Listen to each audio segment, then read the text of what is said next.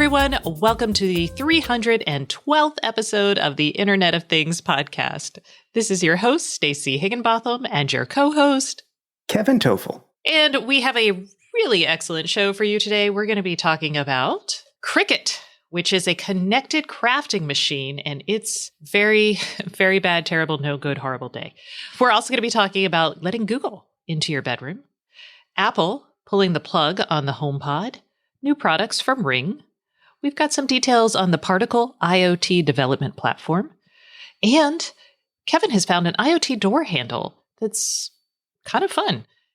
We're also going to talk about light switches. And our guest this week is Derek Richardson, who is the CEO of Deco. And they make light switches for home builders. They just raised a lot of money. So we're going to talk about what they're going to do with that and what the home building market can anticipate from the smart home.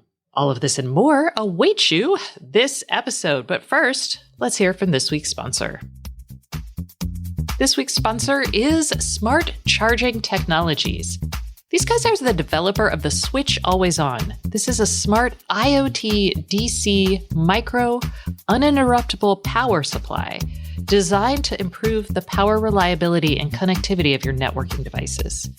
You can learn more about the limitations of existing power solutions and how you can build resiliency in your IoT applications by reading their white paper at staceyoniot.com/power. Okay. Hey, before we get started, I actually said something incorrect in last week's show that I just want to clarify. 50 lashes with a wet noodle. Ugh. Yeah, I know.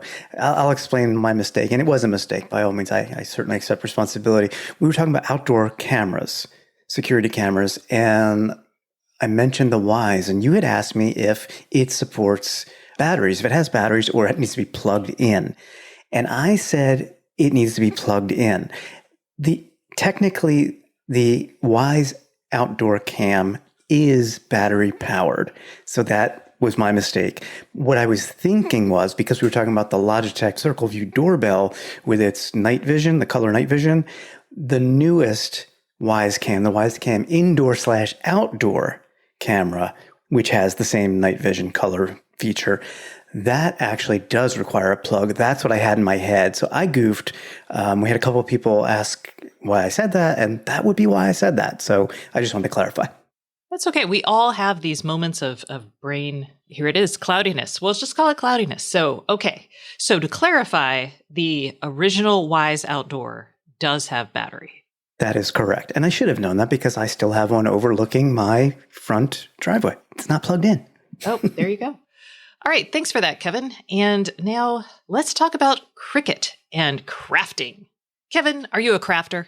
I am not, but my daughter is, and she bought herself a Cricut about 6 months ago. It's a really neat little gadget. It's not too little. It's like the size of a printer. She uses the software that's included to design icons, stickers, and things, and then the Cricut actually cuts them out along their edges. So it's like a customized cutting machine, essentially. Yeah, and they have sent me stuff forever.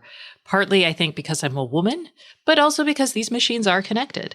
I've never purchased one. I haven't really thought a lot about it. I don't spend a lot of time in craft stores. But they had kind of a kerfuffle. So two things are going on here. One is they filed to go public this week. Two is also this week, they announced that they were going to limit their users to 20 free uploads of their patterns per month. And so you could only upload 20 patterns. And if you're making something, you might use one pattern, but you might use a bunch. And then you also, if you wanted to upload more, you had to pay for their subscription plan. So. And they always had a subscription plan as far as I can recall. I don't believe my daughter subscribes to it, but. Yes. And what happens is the subscription plan is for their software called Design Space. And what happens is, when you're using this machine, you have to, at some point, convert a design into Design Space for the Cricut to work. And a lot of people don't actually build in Design Space. They apparently build in Photoshop or other CAD, I don't know, other places, and then they just upload it. With this announcement, you weren't going to be able to do that as much anymore. And people were understandably upset because it looked like you would have purchased this machine, and these machines can cost about $180 to about $400. So you bought this machine thinking that you could use your software to make your thing and then upload it to their design software to convert it, and then make as many things as you want. And midway through whatever process, here comes the company saying, no, we don't want you to upload as many. We need more subscription revenue, so we're cutting you off. They backtracked. Yep. I think people were understandably upset. I mean, you can't sell someone a product and then change the terms of that product midway through its life. I'm sorry. I know the IoT people are like, yes, you can. This is great. You could add new features, but you can't go backwards, I think. What do you think, Kevin? Yeah, it's a tough sell. I mean, people have it in their heads because forever now we've been buying physical things. And yes, the world is changing. Now there are paid services and whatnot to go along with them. But if you bought the physical thing, expecting to be able to use it the way it's advertised and the way you want to use it, and then later on, you're not able to use it unless you have to pay additional monthly fees. I mean, it's like buying a multi-slice toaster, but then 6 months afterwards, it's like, well, if you want to do more than one piece of toast, you need to subscribe. So that just doesn't fly. It doesn't. So Cricut changed. Cricut has now said, hey, you know what? If you're going to buy your product and sign up for an account before December 31st, 2021, so that's December of this year, you're not going to have the limits on your uploads. Right. And kudos. I mean, were they unaware that this was going to happen? I'm always caught like kind of off guard. I'm like, what does a company think? That their people are going to be like, okay with this? No. And I'm just like, no. Yes, it only took them 3 days to kind of backtrack after getting a ton of probably very, very ugly feedback. Yeah. And I will say they're doing all right. I mean, so they filed their S1 because they're filing to go public. So go crafters. Yay. Their user base has increased dramatically. They've also seen a rise in their subscription revenue. So they were getting $23.19 for every user back in 2018. Now that's up to $32.52. Clearly, they have way more users. Their users have more than doubled in that time. The subscription plans definitely make sense for certain people who buy this product, because even with the standard plan, what they do is they give you full unlimited use of over 100,000 images they provide, 500 plus fonts, and a lot of project templates. So if you don't want to, create everything from scratch, I mean, $10 a month or $96 a year or whatever it is, okay, I can see that. But there are a lot of DIY people like my daughter who can draw and design, and she, as far as I know, does not pay for that. So kind of forcing people to make a change in some regard is not the best way to market your new product services. And this, like my mom, she actually used to use a service called Craftsy, and they did classes, and you could download the class, and then you could look at she liked it because you could download it and watch the class after you paid for it. And so when she was working on things, she could be like, okay, how does she do that? And rewind, right? Now it's only streaming. So somebody bought Craftsy and they turned it into a streaming platform. So if she wants access to all those classes she purchased, all of a sudden she has to have an ongoing monthly subscription. And she destroyed them with fire, basically. I think she wrote physical letters, y'all.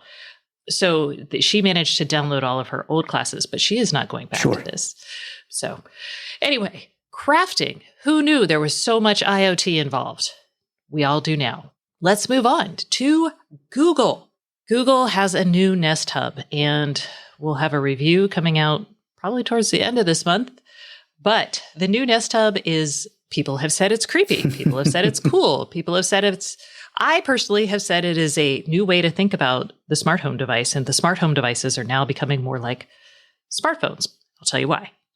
This hub has Google's Solely radio in it, and that gives it radar capabilities. Google's using that radar for easy gesture control, but most importantly for sleep tracking. And Google's looking at this as a device it wants to put in people's bedrooms. Apparently 20% of Google displays are in bedrooms, and Google's like, let's double down. I have one in the bedroom, but it's the one without the camera, which this has no camera as well. Yes, this has no camera. This is a 7-inch display with a speaker. And sleep tracker. And sleep tracker. And it has all the things in the same software experience that you would expect from a Google display. The speaker has 50% more bass, if that's exciting to you. I actually like that the Google speakers aren't super bass heavy, but that's just me. It has an additional microphone, so it will listen better. And it has an onboard machine learning processor, so it will be learning what commands you give it, and it will respond a little bit faster. So some of that local processing on the hub is going to be happening. But sleep tracking. So the first thing that comes to mind with sleep tracking for you, Kevin, is what? My data, privacy, I guess. Kevin's like, I don't know. I mean, I track Yes. I track my sleep. I do it with an Apple Watch that I wear to bed every night. I have a little more faith and trust in Apple. Maybe that's misplaced, but they don't make their money off selling personal data or matching that data with ads. So I'm more comfortable currently with the Apple approach. So Google isn't going to use this data to match you against ads. It is using this data, well, I think as a wellness thing. We'll get into a little bit more where the revenue model might be. But what it's going to do on the privacy front is it has a visual indicator on the screen. You can verbally or in the app turn on or off sleep tracking. You have to opt in to sleep tracking, and you have to spend time calibrating it. This is one device per person. So it's going to sit on your bedside table. It will measure your respiration using the radar. And then using the microphones, it will measure things like, are you snoring or coughing? And if you want, you can delete that data instantly. So first of all, you have to opt in. Second of all, you can delete the data, like delete last night's data if you'd like. And that's the right approach. I like what they're doing here. And none of the data leaves the device. That's even better. Probably another use for that machine learning processor right there, doing some analysis on the device. Nothing leaves the device except the end results. And you can share those in the Google Fit app, which I know all of you use regularly, right? Mm-hmm. You can see it on the display or on the Google Fit app. And here's where it gets interesting. So those are the privacy features. Let's talk about money, because Google said in its presentation about this that for the rest of this year, this will be free. The sleep tracking service. The sleep tracking. So the question is, are they going to charge? And of course, we all were like, I'm sorry, are you going to charge for this later? And they're like, we don't know, because we don't know what we're doing with Fitbit yet. So this might become part of a Fitbit thing, but going back to Cricut and retroactively saying, I don't know if I would want to buy, it's a $99, it's $99.99. So it's a $100 device. I don't know if I'd want to buy that knowing they might charge me money later on. I'd want to know all that up front. So since I have one of these, the earlier models, obviously, on my nightstand, the question to me is, if you are one of those people like me, would you upgrade? I don't think so, because I'm unclear if the sleep service will cost money in the future, and I'm already tracking it for free now, so I don't think I'd need that. However, this has Thread support in it, so maybe I would. Oh, we didn't even talk about Thread support. Let's do that. I was reading your post about it just now, that's why. Yes, so Thread support's interesting because that is our future-proofing for Project Connected Home over IP, which, by the way, y'all, is delayed, as we can tell. Get out. It's March and it's still not here. I'm shocked. Shocked, I say. But when it comes out, this is something that will work with it. So you might want to update simply for that and just not opt into sleep tracking. Mm-hmm. That's probably what I would do. I don't think I would. I mean, I would test the sleep tracking just because I think it's interesting. And I'd be curious how it handles, like, my dog, who is small but sleeps on the bed with us and is moving around all the time. And according to the Google people, the dog's not a problem. CPAP machines are not a problem. There's lots of things that are not a problem. They haven't met my dog. He's a problem. Norm is a darling animal. I don't know what you're talking about. I'm kidding. All right. So moving on from Google's hub, let's talk about Apple pulling the plug on their original hub. Yeah, this was like a Friday night news dump late last week. From what I see, it was like 8 p.m. on the East Coast that reports were confirmed that Apple is discontinuing the big HomePod, the original big device that was priced at $349 when it came out, eventually dropped to $299 because I still think it was overpriced to sell in large quantities. And in fact, I mean, Google used to make a big speaker. Remember the Google Home Max? That was even more expensive. That was a beast. That was $399. That was $399. Yes. I know that Amazon still has their Echo Studio, which is, I wouldn't say big, but probably more for audiophile type experiences. And that's $199. But people are getting out of the big speaker, I should say the big smart speaker market. And the reason's kind of simple. You don't need a big speaker to have a digital assistant.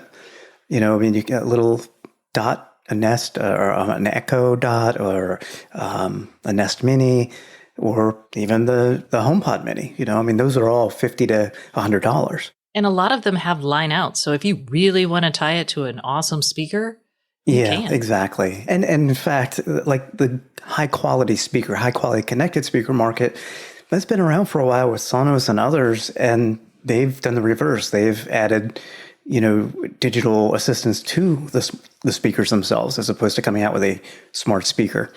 So I don't know that there's a big need for $300 after this discounted price for Apple to have that product. The other thing is something related to what we just said. It doesn't support Thread. That device came out in 2017. It uses a wireless chip from 2016 based on teardown information that I saw, and I doubt it was upgradable to support Thread. So if the HomePod was going to be part of Apple's HomeKit strategy, as they move to Thread, I can't see how it would be. So yeah, so that makes sense. And you asked an interesting question. You were like, "Hey, do you think they're as serious about the smart home as?" Yeah, right before the show, I asked you that question, and you actually had a really good response, because I think you figured out their challenge. Which is their business model has been built around a solid ecosystem, around high margin kind of devices, and just a few devices like the phone, the TV, even though I don't think they were very serious about the TV, but computers, phones, and then an ecosystem of compatible products that they license. And the smart home is a little bit different because we have so many devices, and it's really hard to lock someone into a single ecosystem in the home. So I feel like Apple is really I think it was trying to fit its model to it. And I think now it's trying to figure out a new model that works for what it's good for, or what it's good at, rather. Yeah, all fair points. And as I transition over to HomeKit, I see the benefits and the value adds of having Apple have so much control over its partner devices and the software. And I mean, it's just, by comparison, it's drop dead simple to add and manage devices. I mean, there's very little you have to do. But for the longest time, people in this space thought they had a whole opening to get like new data on a user and build new services around their particular device. And it turns out that that's not actually the case. And I think that acceptance is what's helping people turn to Apple and be like, okay, fine, we'll let you have all the data and control our device from your app. Yeah. Well, I'm still holding out hope that they do put out a smart display like the new Nest Hub that we just talked about. I know a lot of people think that's silly. They'll tell me that the iPad is the smart display, or your Apple TV. There's a fundamental difference between an always-on, purpose-driven smart display and a mobile computing device like the iPad, or an Apple TV that maybe nobody's watching the TV, so where's my smart display? I mean, I think they need that, but who knows what they're going to do. Yeah. All right, new products. We're going to blow through these really fast. Ring, now owned by Amazon, has introduced 3 new products today. The Ring Outdoor Smart Plug, which is going to be available for pre-order for $29.99, and it's an outdoor smart plug. They also introduced the Ring Wall Light Solar. You just plop this sucker on your wall. It's a motion sensing smart light. I have some of their stair lights that are motion sensing. They're great. This one is going to be $59.99. And the Ring Alarm Outdoor Siren. For $89.99, you can buy an outdoor siren. It audible and visual alerts to neighbors when the alarm is triggered. I do not want anyone I know getting this. I don't think my neighbors would be too keen on that either. So I don't know. We'll have to, if we get a review unit, we'll have to draw straws on that one. I should point out that if you want to use Madam A for these, you do need a Ring bridge for the smart plug and for the wall light solar, and the siren that neither one of us wants, works with the Ring alarm system. So I presume you actually have to have that alarm system as well. Oh, yes. The outdoor alarm does work with the alarm system. I mean, they're standalone products, but if you want to truly integrate them with your digital assistant, meaning Madam A, you're going to have the other products already or buy them at the same time. Yes. And I would like to say also that at some point in time, my Ring driveway mailbox sensor fell offline. I must have missed the notification. So this makes me sad. I'm like, I don't know if the battery ran out or what happened. It's possible that my bridge is just still too far away. It's tough. I have a long driveway. Okay, let's see. Oh, let's talk about Particle. Particle is one of the original IoT platform companies. There were a whole bunch of those launching in 2013, 2014, and Particle's one of them. They are doing really well. They have their developer conference this week, and so they just announced that the first 100 devices on their cellular plans are going to be free, which is amazing. Now, this is not for like attaching a video camera. This is the other thing that's cool, is the first 100,000 data operations are what they're tracking. So they're not tracking on a gigabyte or a even megabyte basis. They're tracking by operations. And these are microcontrollers, so they're not going to be sucking up a lot of data. The other thing they announced was the Ether SIM, which is a SIM card that works with their quote unquote Etherlink network. Etherlink is just the fancy branding they came up with for, we have built a MVNO full of many, many, many carriers and all of the connectivity software that you need for your device to connect to a network anywhere in the world. And that's all this is. So it's branding, but it is hiding a lot of complexity. So that's nice. And then the only other interesting thing I thought about this was in talking to Zach Sapala, who is the CEO of Particle, he mentioned that with the chip shortage, they're redesigning a few of their products just to get some hard to find components off of them. But he actually thinks the long lead times that suppliers are quoting are more just a conservative effort to manage uncertainty as opposed to an actual huge shortage. So I thought that was kind of an interesting perspective. It's one I haven't heard, so maybe he's right, maybe he's not, but worth noting. All right, what else do we have in the lineup? Oh, it's time. A cool door handle. Tell me more about this cool door handle, Kevin. Yes, in the spirit of the pandemic, you're seeing a lot of products that want to self-clean or be touchless. This is an IoT or connected door handle made by a new company I had not heard of before. It's called Tweak, Tweaq. And basically, after the handle is used and somebody opens the door, and the handle itself will self-clean to reduce, according to the company, 99% of bacteria and viruses in less than 3 seconds. It's kind of interesting. There's a mechanical ring at the base of the lever, and it just slides across and slides back, and I guess it disperses some kind of disinfectant to kill the germs. So it's kind of interesting. Works on a battery. It's not cheap. You get a pair of these handles, and these are not things you'll put in your home. I have a feeling these are really for commercial, but a pair of these will sell for about $550. You will also need replacement cartridges for the disinfectant. They're going to be like $20 each. So speaking of subscription plans, there you go. You're probably going to have to subscribe to the disinfecting cartridges for this. They also say there's a $9 a month plan for complete access to IoT connectivity. Yeah, probably for it to communicate back to the mothership for, I guess, monitoring disinfectant levels or battery levels, because it does run on a battery. Oof, that is expensive. Maybe you can see how often it's used or whatever. But yeah, it's not cheap. I agree. It's neat. It is neat. They're actually showing all the complexity that's part of like building an IoT product that's connected and has a disposable element. Very fun. Okay. Let's talk about, Apple. And this is an Apple patent. We're not going to talk too much about it because I think we've talked about it before. But the idea is Apple has filed a patent for modular wall systems that let you put radios and sensors in outlets and light switches, basically. Smart switches is what I see here. Obviously, those exist, but this talks about possibly using ultrasonic or ultra-wideband communications. So maybe your phone can be... It'll know where you are in your room, basically. Exactly. So I don't know. Yeah, here's what I think. Y'all can make your own call on this after you hear him. But my guest this week is Derek Richardson of Deco. And Deco actually makes these modular switch boxes and the switches that fit into them. So your normal, like 1 or 2 gang switch box that's behind your light switch, they make one, you install it, you connect the electricity to that, and then you can just basically plug and play a light switch. I guess you don't play with it. Or a dimmer or any one of a number of other modules that they offer. Yeah, and that feels very Apple-y. And if Apple's looking at something like this, I'm like, Apple, just call Deco, buy them. Then they'll get out your checkbook. Then you've got think about it. It's got their proprietary plug involvement. I mean, they love the proprietary plugs. And you stick that in the wall, and then you could just upgrade it over time. People will just be buying light switches from you from Apple or even outlet boxes. Anyway, y'all can listen to the interview and see what you think, but that's my advice.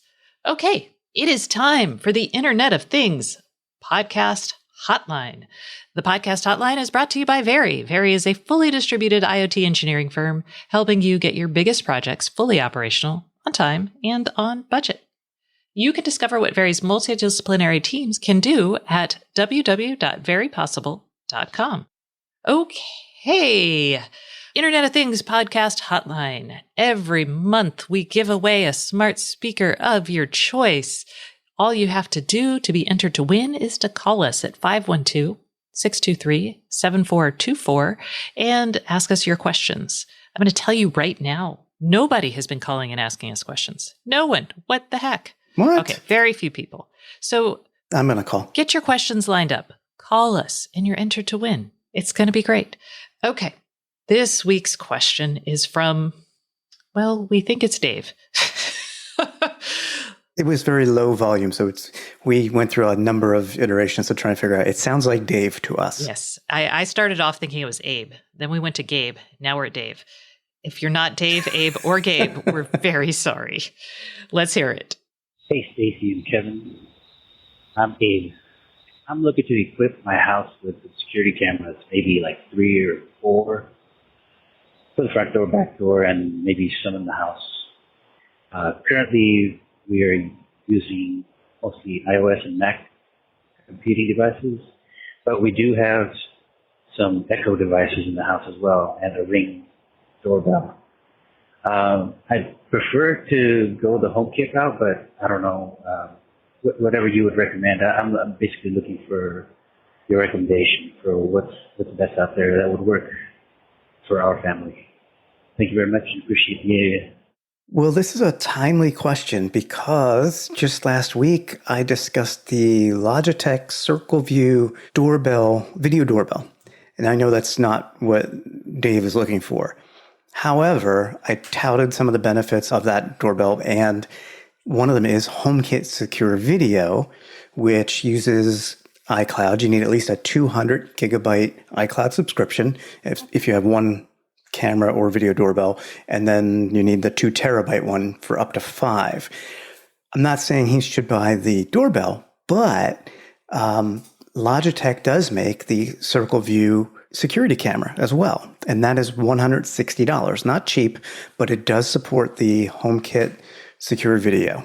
So that is definitely an option. That would be indoor only. The other option currently that supports HomeKit Secure Video, which keeps your video private, it's all encrypted, Apple doesn't even have access to it, is the Ufe Cam, which is $10 less, it's $150. That too is an indoor camera. So you could buy a few of those. Again, those would be indoor cameras. If you want to give up HomeKit Secure Video, but you want some outdoor cameras, then you would take a look at the Ufe Cam 2 Pro Wireless Home Security Camera System. That is $350, but it comes with a base unit for wireless communication and 2 cameras that can be used indoors or outdoors. So it's early days for the HomeKit Secure Video. I would personally go with that just from a privacy standpoint. But if you need outdoor, none of them work for outdoor yet. I was going to say, because he has the Ring doorbell, if he wants to be all in on the same system, he might have to swap out his doorbell because Ring does not work with HomeKit without effort. And then you get an outdoor video HomeKit secured camera for security purposes. It would only see your front porch or wherever you place the doorbell or you have it installed. Yeah. If he wants to go with Amazon, because he did say he has some Echo devices, I'm kind of thinking, I'm not saying these are the best, but just from an ecosystem compatibility standpoint, maybe the Blink family of cameras, which there's an outdoor one for $100, there's an indoor one for $80, and then there's an indoor one that you plug in, the Blink Mini, for $35. I don't think we've ever recommended the Blink cameras on this show before. This is interesting. I don't think we have either. But again, from a compatibility standpoint, I mean, they work. You could also use the Ring cameras. You could. I'm betting they're more expensive than the Blinks. 100%. Okay. All true. All right. Well, hopefully, Dave, that helps you out. And remember, if you would like to give us a call on the IoT Podcast hotline, call us at 512-623-7424, and we might answer your question on the air. That concludes this portion of the show, but please stay tuned for our guest, Derek Richardson, who is the CEO of Deco.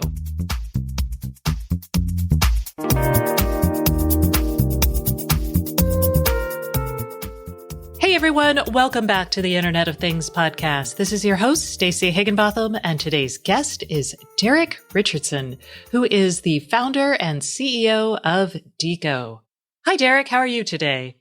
Great, Stacey. Thanks for having me on. So we've talked before about Deco, and I always think of y'all as the company that makes light switches for professional home builders. But why don't you tell us what it is that you started Deco to do?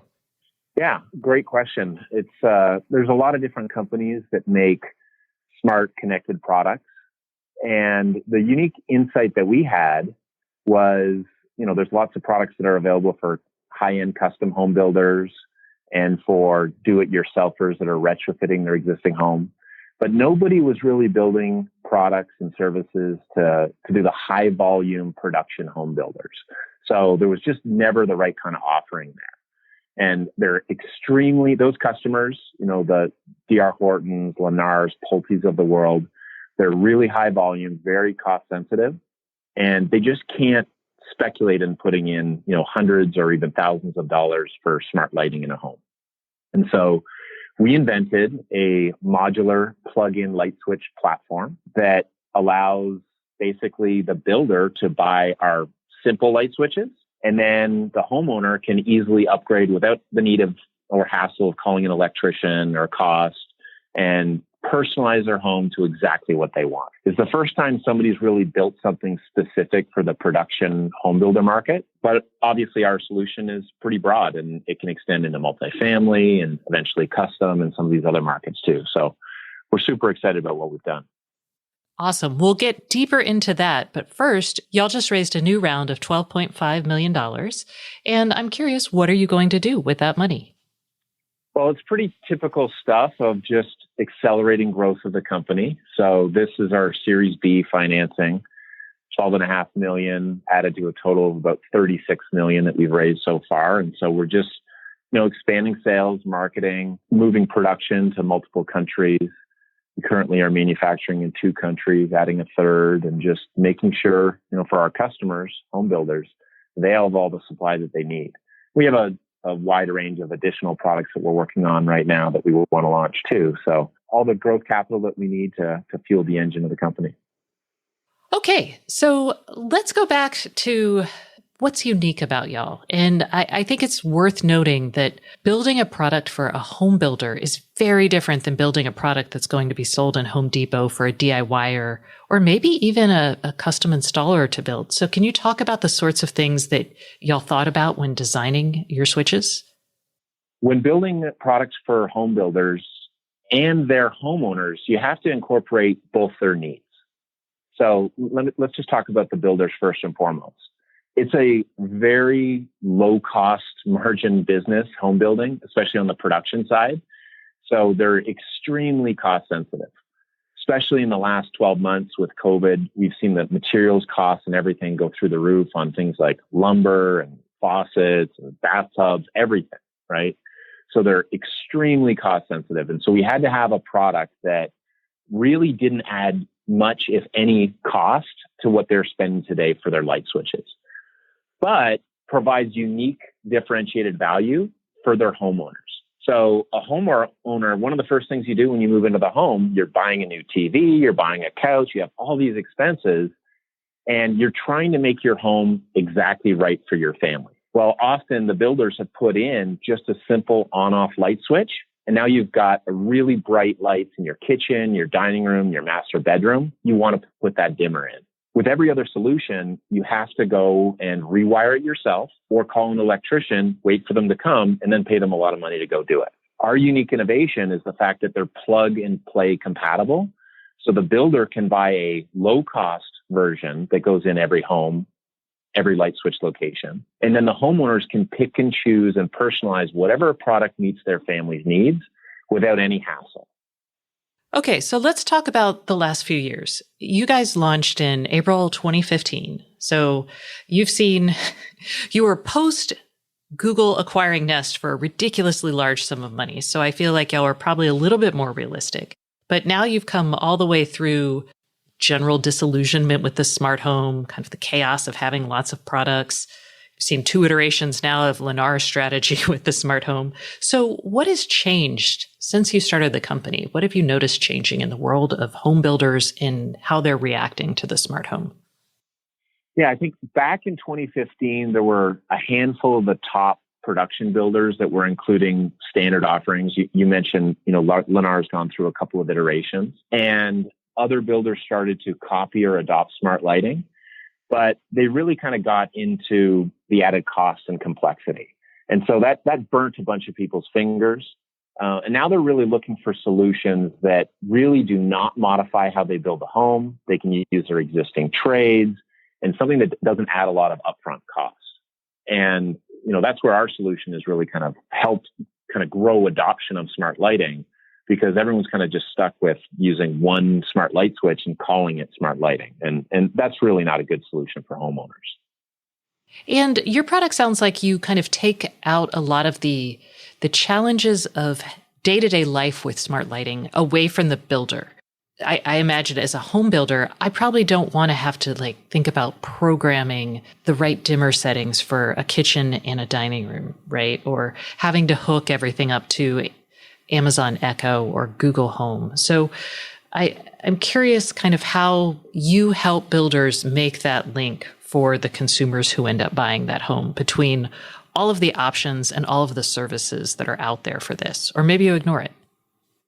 No, I mean, from a builder's perspective, you're exactly right. They don't want to deal with programming, integrations, these types of things. They just want to make it accessible for the homeowners to be able to do it. And so we fit really nice into that model because of our simple switch. It's a regular on-off switch that's not smart in any way. But because there's been a lot of progress in these integrations, these platforms like Amazon, Alexa, Google Home, SmartThings, Alarm.com, so on and so forth, the workflow is pretty easy now from just a smartphone interface. So it's pretty simple and it's not a burden for the builders at all anymore. Got it. So let's talk about your strategy towards those things. If you're delivering a simple to install, easy on-off switch, then how do we get to the more advanced options out there in the lighting world? How does the consumer navigate that, and how do you guys make that available to them? Yeah, there's a couple of different ways that people use our products. One is just as a standalone smart light switch, a single switch, or maybe 45 in your home, and you can do things like scenes and zones and everything through our app. But if you prefer to use Amazon's app, or Google, or one of these other third-party platforms, we seamlessly integrate in there so you can still interact in that single app experience. So we're not trying to own per se the app wars or the user interface wars. We just want to provide a really good product for people to use. Wow, that is unusual. So you have no truck with this. I need data. I need people's email addresses. None of that's just not for y'all. Yeah, definitely not. Definitely not. Our differentiation is really around making it really simple for people to install the product and then change as they're living in their home happens, right? They maybe add someone to their family or they move. They want to be able to take that investment of this technology and take it to a new place. it doesn't make sense for us to collect users' data or anything like that. We're kind of opposed to that. Got it. By taking it to a new place, do you mean I'm taking my light switch modules with me to my new place and hopefully installing them in new deco boxes? Absolutely. So maybe you start out and you've moved into an apartment, a multifamily dwelling, and you bought some Deco smart light switches so that you can, control your lights with your voice and Alexa. And then you buy your first single family home, right? And now you can move and you can literally take your switches out of the wall and take them to your new location with you, replacing them with simple switches. That is impressive, provided I have them in the wall. Exactly. And, it's not, we're growing now. We're going in about 1 in 8 new homes that's built in the U.S. And obviously we hope to expand that over the coming years, that basically every home that is built includes these modular light switch backplates. It is a fascinating kind of worldview, although I can't decide if I really want to think about bringing my light switches with me or not. But I love that, y'all are trying to have some sort of, I won't say ubiquitous standard, but some sort of standardized product built on your platform. It's not even just moving the products from one location to another, but you have to think about the longevity of the products in your home, right? There's wireless technologies that keep moving on. These third-party platforms keep modifying who owns who and what's dominant. And the challenge with light switches, you might have 40 or 50 of them in your home. And so if you have to replace those 3 years, 5 years, 7 years from now, and you got to call an electrician back, that's a lot of cost. There's like a lifetime ownership that you have to factor in.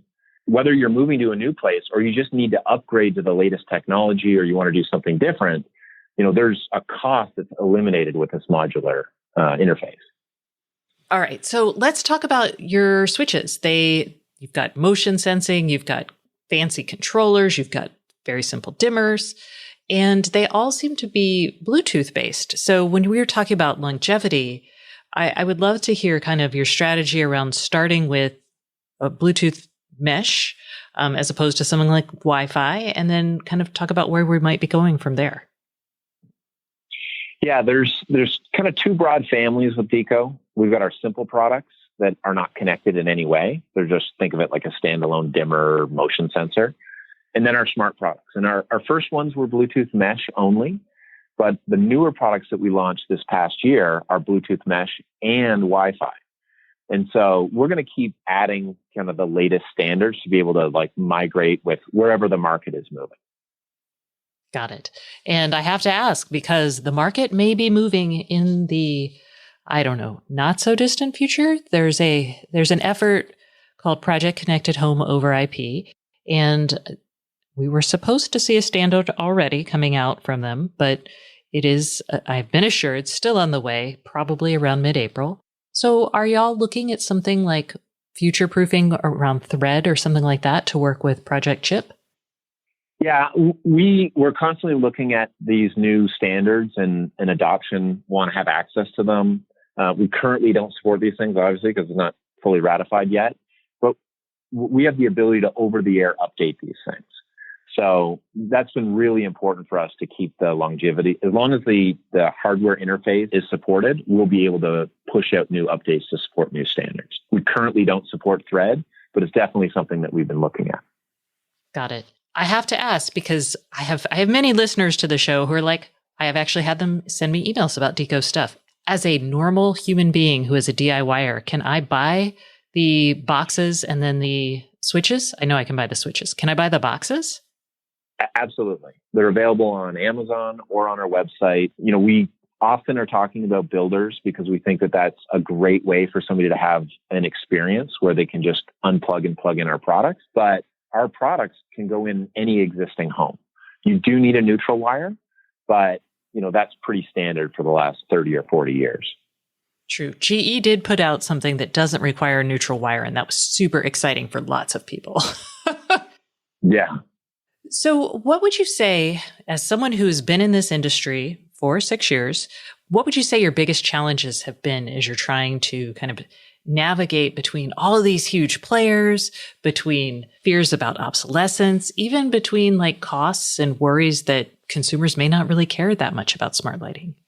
Yeah, I think the biggest challenge in the early days was in order to get the economics such that it's not a big increase for home builders to put the base product in, we really needed to have scale.